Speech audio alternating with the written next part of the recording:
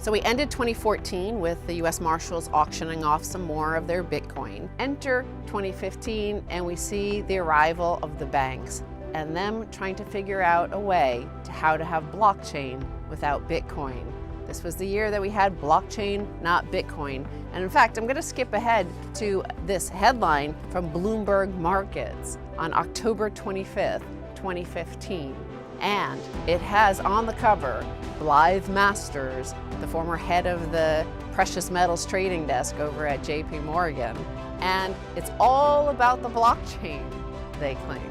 So this is an attempt by the banks to nudge their way into this emerging market. And they can't recognize Bitcoin as such because it's a competitive threat.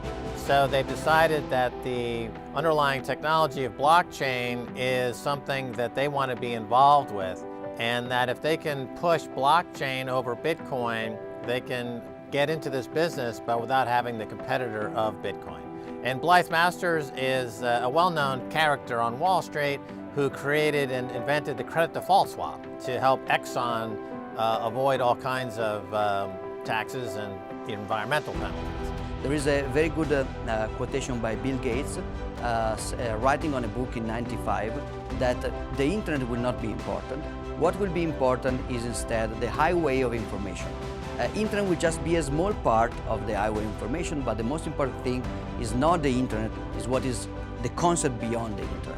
Blockchain is the same. I think it comes from the typical Kubler-Ross elaboration of loss theory. Basically, at the beginning, something bad, something that scares you, something that is causing a loss to your business, for example. At the beginning, it's denial. It doesn't exist. Then it becomes rage. It does exist, but it's evil, and we are going to shut it down. Then it's bargain. So it does exist, but only at my condition. And I will create new words in order to deal with it at my condition. And blockchain is this third phase, basically. First, Bitcoin doesn't exist, it's a joke.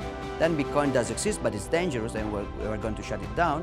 But then we don't want to appear like dinosaurs, so we do have to say something. We cannot say Bitcoin, so we will say blockchain. Welcome back to the Keiser Report. I'm Max Keiser. Time now to turn to Tony Galippi, CEO of bitpay.com, and Marcel Roland. He's BitPay's European GM. Let's talk about Bitcoin versus blockchain. Now, I have a theory here, and you tell me what you think about it.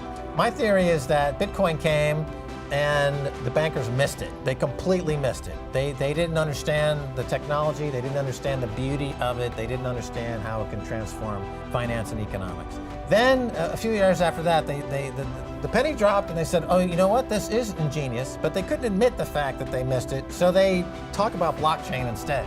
Yeah, and it's interesting to see when you go into emerging markets and you ask them, do you use Facebook or do you use the internet? More people say, yes, I use Facebook, but they don't realize that they're using the internet. So yeah, Bitcoin is an application for the blockchain. There are other applications for the blockchain, being contracts and property rights, but the fact that banks are engaged now and participating, I think, is a good thing. And no matter what they want to call it, it doesn't matter.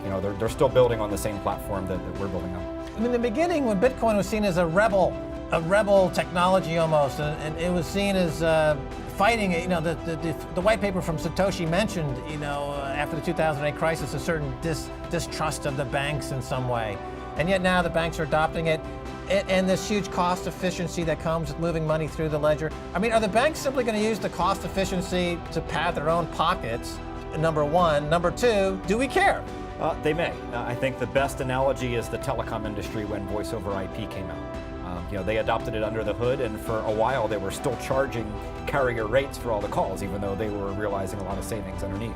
A theme I've talked about here is the pinwheel in the eyes phenomenon. And the banks looked at Bitcoin and they started to lose their minds because they thought, well, here is a competitor to us, Bitcoin. It competes with fiat money. But this blockchain thing, we could use that to settle trades in our back office and save a lot of money. So they started to dance with the devil by talking about it openly. Bitcoin, blockchain became normalized. They pushed the whole technology, how it works, and more people understood the genius of it. And so, again, Bitcoin is like a parasite, and they're using the banks to further the virus. and the banks just bought hook, line, and sinker this meme, this Bitcoin technology, and they are co-opted effectively. And as history progresses, we see that they were fooled by Bitcoin like so many others before it. As it moves up from the just having a bunch of internet gamers at the base level to now the major banks, international banks, sovereigns, and it just enters the bigger coliseum, if you will, of the gladiator wars of currency and forex battles. Well, I took a detour myself through that as well, working for Symbiont, which is a blockchain, not Bitcoin company.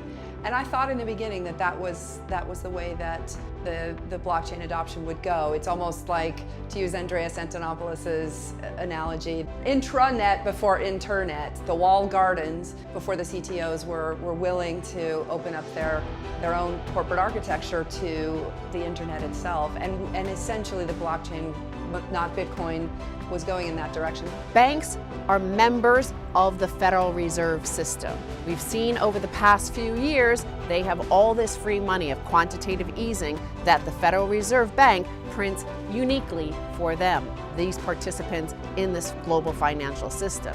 Now they look at Bitcoin, they see it as a competitor, and what they want to do is take the blockchain part of it and add their permissions. Right, well, blockchain without Bitcoin is like Catholicism without hell, right? So they want all the goodies without the pain of having a competitor in their space, Bitcoin, which would destroy the fiat money fractional reserve empires that they've built over the past few decades since the deregulatory period of the 1980s. And it hasn't worked because what they came up with was a centralized permission walled garden approach to this Bitcoin technology, and that is a complete 180-degree about face to what the technology is all about. Yeah, they can save a few bucks on the back office by clearing trades instantaneously because the clearing and the trade are at the same time using blockchain, that's true. But they nevertheless simply got sucked into the Bitcoin black hole, the Bitcoin vortex that is educating now a whole new class of bankers what this Bitcoin thing is all about. So they were fooled again by the protocol.